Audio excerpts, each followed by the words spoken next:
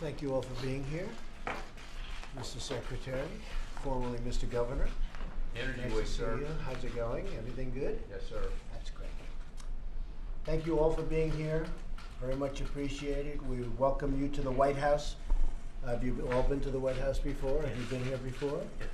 That's good. Well, you guys have been. Most people say no. I'm very impressed with that, Kim.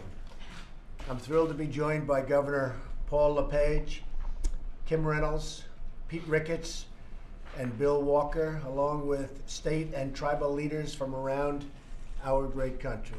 I'd also like to thank Secretary Perry and EPA Administrator Pruitt, both here also, for their work to help the United States achieve true energy dominance, and that's what's happening. We've made so much progress with respect to energy just in the last 4 months. It's been an incredible journey, I will tell you. We've learned a lot and we've made a lot. We're here to talk about how we can create new prosperity for our citizens by unlocking vast treasures of energy reserves, of which we have a great deal, far more than anyone understood. I'm proud to have such a large gathering of tribal leaders here at the White House. I look forward to more government-to-government consultations with tribal leaders about the issues important to Indian country. We love Indian country, right? Thank you. Many of your lands have rich natural resources that stand to benefit your people immensely. These untapped resources of wealth can help you build new schools, fix roads, improve your communities, and create jobs like you've never seen before. All you want is the freedom to use them, and that's been the problem. It's been very difficult, hasn't it? It'll be a lot easier now under the Trump administration. For too long, the federal government has put up restrictions and regulations that put this energy wealth out of reach. It's just totally out of reach. It's been really restricted. The development itself has been restricted, and vast amounts of deposits of coal and other resources have been taken out of your hands, and we're going to have that changed. We're going to put it back in your hands. These infringements on tribal sovereignty are deeply unfair to Native Americans and Native American communities who are being denied access to the energy and wealth that they have on their own lands. Many of our states have also been denied access to the abundant energy resources on their lands that could bring greater wealth to the people and benefit to our whole nation. We're becoming more and more energy dominant. I don't want to be energy free. We want to be energy dominant in terms of the world. From my first day in office, we've taken swift action to lift the crushing restrictions on American energy. Scott Pruitt has done an amazing job, an incredible job in a very short period of time, and most people love him. There are a couple that don't, but that's okay, right? We're also putting our people back to work by doing this.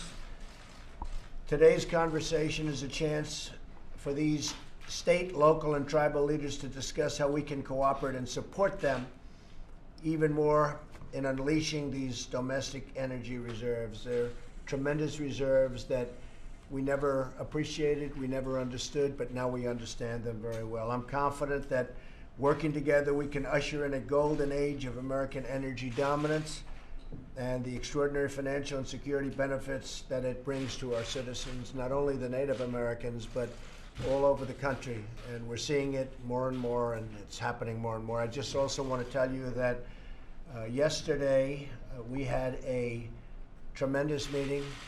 The Republican senators met on health care, and the meeting went really well. We're talking about a great form of health care.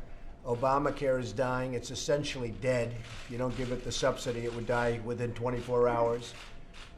It's been a headache for everybody. It's been a nightmare for many.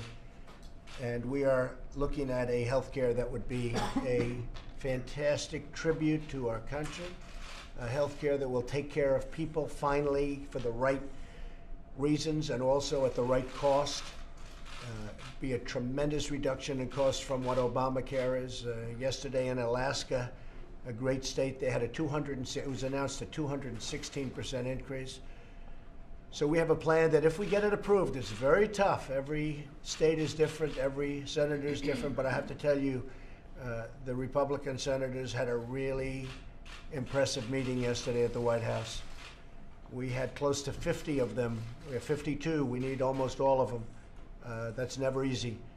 But we had essentially 50 show up to the meeting, and the other 2 are on our side.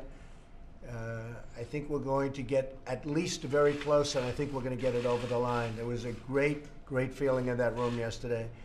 And what also came out is the fact that this health care would be so good, would be far better than Obamacare, and would be much less expensive for the people, and actually much less expensive also for the country. So those are a lot of good factors. So we'll see what happens. We're working very hard. We've given ourselves a little bit more time to make it perfect. That's what we want to do.